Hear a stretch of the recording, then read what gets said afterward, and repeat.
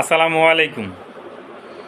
GM কাদের বলছে যে যদি ভুল করে থাকে তাহলে জনগণের কাছে ক্ষমা প্রার্থী। যদি ভুল করে থাকে তাহলে ক্ষমা প্রার্থী, যদি মানে সে ভুল করেনি, যদি কোথাও ভুল ত্রুটি হয়ে থাকে আর কি, মানে সে ভুল করেনি। তো তারা মিডিয়াতে এখনও কথা কীভাবে বলে? তারা যে জনগণের ওপর যে হত্যাযজ্ঞ চালিয়েছে, ছাত্র সমাজের ওপর যে হত্যাযজ্ঞ চালিয়েছে, বিএনপি নেতাকর্মী, হেফাজত ইসলাম, জামাত ইসলামের ওপর যে হত্যাকাণ্ড চালিয়েছে, জুলুম নির্যাতন চালিয়েছে, তারা কি স্বৈরশাসকের দোসর ছিল না? তারা স্বৈরশাসকের সমর্থন ছিল না? তারা স্বৈরশাসকের সাথে এক কাঁধে কাঁধ মিলিয়ে জনগণের ওপর এবং নেতাকর্মীদের ওপর বল প্রয়োগ করেছে না? তো তারা এখন মিডিয়াতে কথা কিভাবে বলে? আপনারা কেন সুযোগ দিচ্ছেন? ছাত্র সমাজকে বলবো এবং বিএনপি নেতাকর্মী এবং জামাত ইসলাম নেতাকর্মীদেরকে বলবো, তাদেরকে কোনো আর সুযোগ দেওয়া যাবে না। ওরা বলছে যে জোর করে নাকি তাদেরকে নির্বাচনে এনেছে আওয়ামী লীগ সরকার।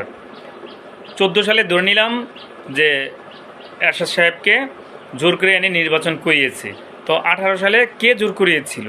24 সালে কে জোর করিয়ে ওনাকে জোর করেছে? দেখলাম যে উনি ভারতে গেল এবং পরিদর্শন করে এসে বাংলাদেশে এসে বলল যে আমি মিডিয়ার সামনে কোনো কথা বলবো না, মানে ক্ষমতার লোভ পেয়েছে, পরে ছোলাকোলায় পেয়েছে, তাই না?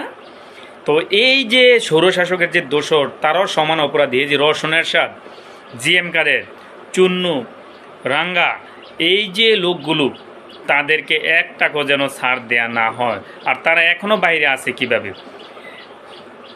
এবং বাংলাদেশের যে জনগণের উপর যে বল প্রয়োগ করেছে, নেতাকর্মীদের উপর যে বল প্রয়োগ করেছে, হাজার হাজার ছাত্রছাত্রী হত্যা করেছে এই 5ই আগস্টের দিনসহ এবং পূর্বের দিনগুলোতে, আন্দোলনের এই 1 মাসে। এবং বিএনপির শুনেছি যে 422 জনের মতো নেতাকর্মী এই আন্দোলনে মৃত্যুবরণ করেছে বা হত্যা করা হয়েছে। এবং পুরো 15-16 বছরে হত্যা করেছে প্রায় 1,500 থেকে 2,000।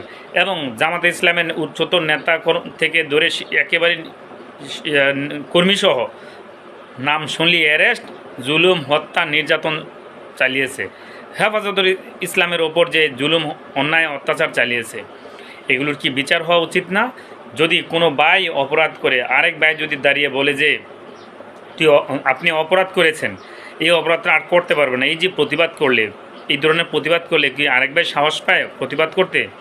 তাদের মুখে ইনু, মেনন এবং জাতীয় পার্টির যে তথাকথিত বর্তমান জিএম কাদের চেয়ারম্যান, দেখতে বোলাবালা মনে হয়, সহজ সরল মনে হয়।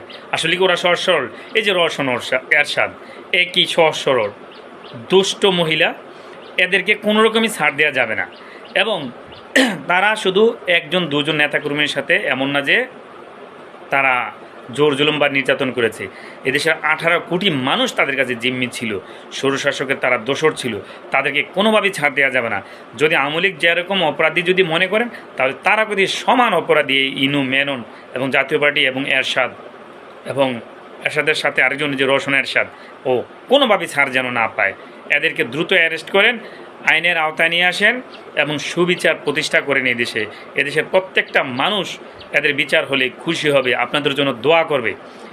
এবং তাদের এই দেশে যেন ন্যায় বিচার প্রতিষ্ঠা হয়, তার জন্য এদেশের জনগণ, বিএনপি নেতাকর্মী, জামাত ইসলাম সব, এবং সাধারণ জনগণ, ছাত্র সমাজ সবাই কিন্তু অগ্রণী ভূমিকা পালন করেছে, করতেছে, ভবিষ্যতেও করবে।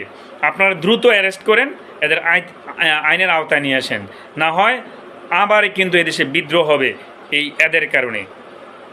আজকে এই পর্যন্তই। আসসালামু আলাইকুম।